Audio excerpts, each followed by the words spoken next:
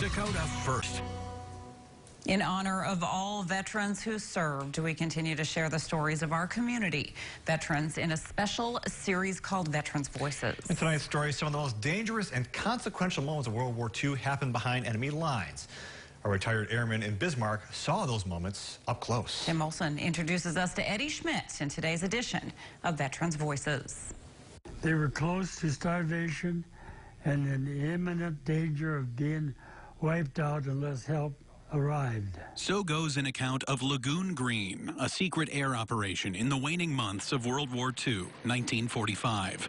British soldiers and Italian resistance fighters were stuck in a deep, snowy ravine in the Italian Alps, pinned down and starving, in desperate need of food and supplies. That help would come thanks to an elite air team and thanks to First Lieutenant Bombardier Navigator Eddie Schmidt. We got food to them and got them going again. Eddie was a North Dakota boy through and through. He graduated from Hazleton High School in 1942 and enlisted in the Army Air Corps the next year.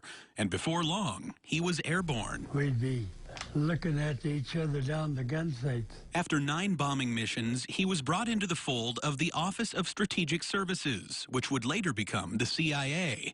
From then on, instead of bombings, Eddie and his crew were dropping spies and supplies behind enemy lines. Tried to surprise the enemy, always keep them guessing. His record is flush with jaw-dropping stories, close calls, spies, and sabotage. This scene of Eddie's B-24 buzzing just over a Yugoslavian girl was put on canvas by his daughter. He said their eyes met, and he says, I hope she forgives us.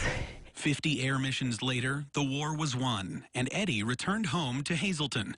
He bought a plot of land and became a farmer and rancher and raised 9 adoring kids. He said, we were just boys fighting a man's world war, and so those boys grew up very fast. I think that's probably maybe why he is so humble and kind. Eddie's life is quieter now, his missions more personal. Yeah, I'm 95 now.